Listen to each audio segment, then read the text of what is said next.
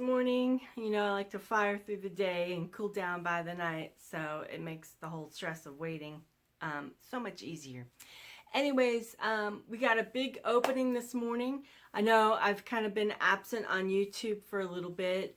Sorry about that. Just been super busy with a lot of different projects, a lot of cool things coming out of my art studio. Today we have a first. What I've done is my first single firing. One of the problems with pottery is that for me, it's so time consuming. You know, you've got to make it, you got to let it dry, then you got to do the first firing, then you got to let it cool down, then you got to glaze it, then you got to dry, then you got to fire it again, you got to wait for the cool down. So I've been doing a lot of studying and reading online on YouTube. There's this thing called single firing where you do the bisque firing in with the glaze firing. It takes like almost half as much time electrical wise to fire, and plus you get half the weight, right? So it's a no-brainer. So today's opening, kiln opening, is my first single firing. What I expect good things. I didn't really fully glaze everything, so the whole worry about the drying of the pottery through and through is probably not going to be, affect me too much, I hope. But everything else I think is going to be really good. I did a couple mugs, some really new things that we're going to get into when we discuss. So anyways, let's get started, shall we? Oh, wow.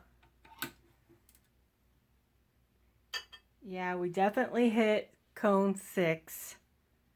Let me get some gloves because it's a little warm. So these are going to be part of my yard art sculptures. That one's kind of plain looking. That's all right. Plain is okay. A safe spot for you. Let me just pause this a moment. I gotta get a shelf out. We're back. So some of you know, so here's the other one too. This is the one I'm most proud of. I put oxides on this.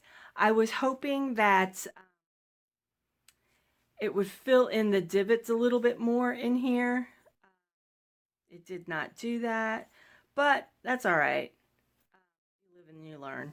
I didn't know what oxides, how it was going to react with greenware, but so that's cool. So this is going to sit in a flower. I'm doing garden poles, so yeah, so that's cool. All right, I'm happy with that. This is my soup rest for Jasper. Some of you know that my a store up in Jasper, Georgia, Roosters, is carrying my pottery work. Wow, that's great. So this is clear glaze over oxide. Just a simple little spoon rest. A couple of these here. I can't wait for the next shelf. It's going to be the mugs. So that's a little stamp I made with my little hitchhiker and not a hitchhiker, a hiker and his pet dog or her pet dog. That's cool. I like the way that turned out.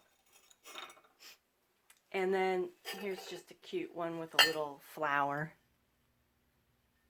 That's nice.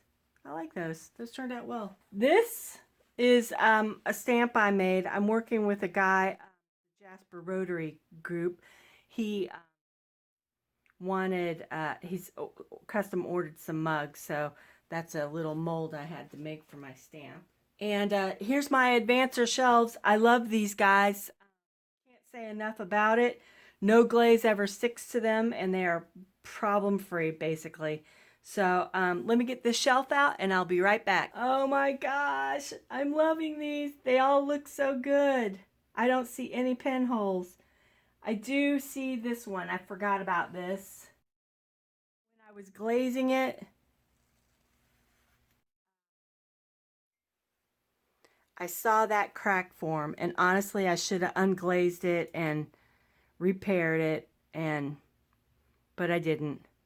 I wonder if that holds water. I wonder if I could use it. So these are my new mugs. And I'm so happy with these. They're so cute. So I did these little faces. Oh, her lips turned out great. Probably a little too dark with the dark sides, although that is giving off a killer shimmer. But I'm going to put little earrings in her. I don't know if you can see the little holes in her ears right here. Oh, you're cute. So yeah, I think that glaze filled that crack. Maybe I can use you. That would be cool. I could handle that. Yeah. We totally hit cone 6 on the middle shelf. I'm going to have to back that up a little bit because that is definitely firing to cone 6. Another little girl again had got weird movement in the mugs. They were round when you put them in, but sometimes they do things in the kiln. See that? How it's kind of a little wonky. But yeah, again, I'm going to give her little earrings. And I'm really happy with that oxide. I know I said it was a little too dark, but I love that shimmer it's giving off on that. That is killer. This little guy, oh look, he's got a sunburn. I'm going to put, is that hole big enough? Yeah, I'm going to put wire glasses on him. I'm going to do some beadwork and put wire glasses. I put a little hole in there for the wire to go through. I love them. They're so cute. I'll totally be doing more of these. Here is another coaster, only it is a tree one. I was just trying to, I'll see what ones do well. Also, I didn't glaze the very edges of these, just here. I don't know. It's just to make it food safe. I don't know. You're not eating off of a spoon rest. Does it need to be food safe? I'm not sure. You all can weigh in with your comments on that. But so I just go ahead and glaze this bottom just for a little bit of protection. These all have been fired to vitrification. So I would think that it's all food safe no matter what. But yeah. So, and I glaze it also too because you don't want food getting in those little tree things. This is all kind of impressed into the clay. So, and my mug. So this was the first one I did. For me, working with clay is a little difficult because once you start doing these rounded edges and stuff, everything starts cracking. I haven't figured out, I guess my hands are super dry and it just does that. So that's why I'm going. And then too, I also have 5 million beads because I'm also a jewelry artist. Last shelf also totally hit cone 6. This is a little bit unusual because with this kiln, the very top shelf usually runs a little cool, but it looks like everything hit a massive 6 because these are 6 cones, but the sitter I use, like I was saying, is a cone 7 because this kiln was given to me, and as I was firing it, when I was doing the double fires, it never quite would reach cone 6. So I just moved up to a cone 7 and did that. But as you can see, the witness cones are definitely telling me that 7 is bringing me to a full-on 6. So I might drop it back and just do a cone 6 next time and see what happens, because I think single firing it like this definitely allows the heat to heat up in the on all shelves of the kiln. So my next kiln will be some sculpture stuff, so I won't be able to fill it as much as I did this kiln, as tightly, but perhaps. So this is a little piece that I have. This is going to be another part of my garden totems.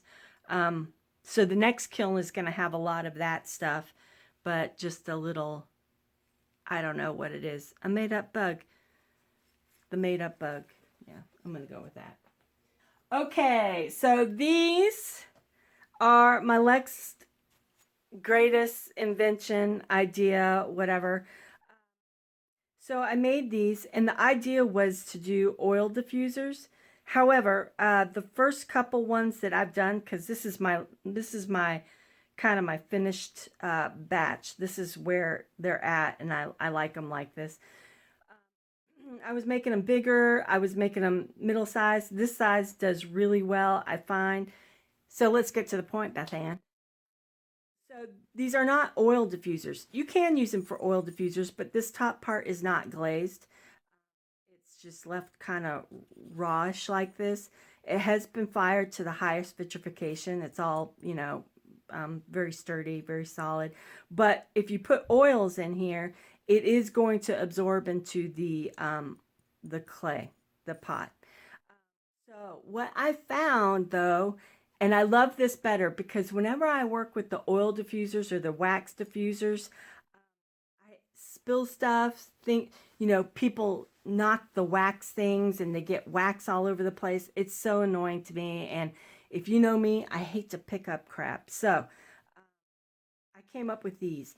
And what these do is if you put dried, I'd use the Palo Santo stuff. I use lavender, I use sage. But if you just take your dried out whatever herbs and you place them on this dish and then you light a little tea light, it releases the scent and it smells so great. So let's get on to seeing more of them.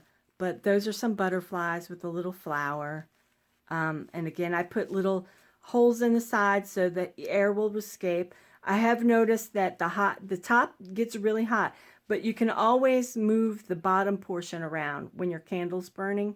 So if you need to move it, you're free to move it. It's not going to heat up so that you can't touch it. So I just have several of these. Here's some feathers.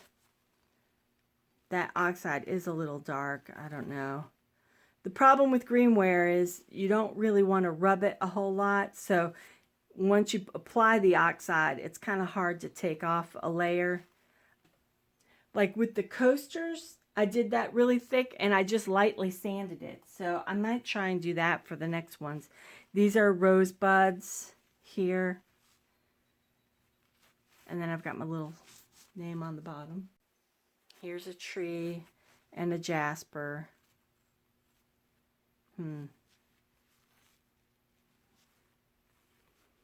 Yes.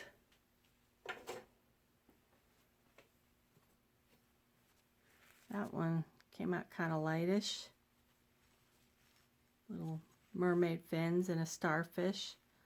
Huh. Wonder how I did that.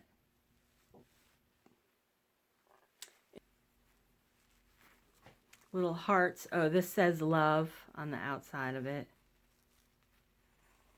And then the last one is just some little flowers. Those are cool. And then I made a little boot stamp because I'm doing a lot of stuff for Jasper. So, and there's a lot of hikers up there, so I thought I'd just make another little stamp to use for my decorations. So yeah, that's the kiln opening for this morning.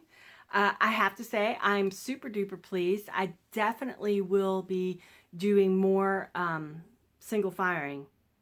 This was Linda's schedule. I liked it, but after talking with Mimi, she's had work with this kiln before. She's given me a lot of great advice about what to do for my next kiln firing. So I am so excited. I spent all day yesterday making pottery so that I can do my next scheduled firing. So we're going to try that out. And it should, I think, cut maybe even a couple more hours off my firing time. We'll see. Super happy with how the glazes turned out. Super happy that nothing exploded, even pieces that I thought would explode. And that one crack in that cup that I think the glaze covered up and sealed, I think that happened because of me, not because of this firing. I knew going in that it was going to be an issue, possible issue. What would I change? I probably would change the oxides. I think they're a little too dark. So, yeah, I might have those up for sale. they definitely have them up for sale on my website. You can check it out at the web address.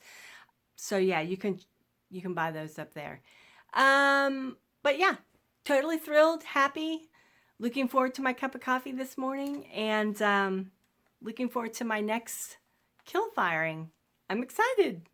This was awesome, and I was really scared at first, just like I was when I first started firing a year and something ago.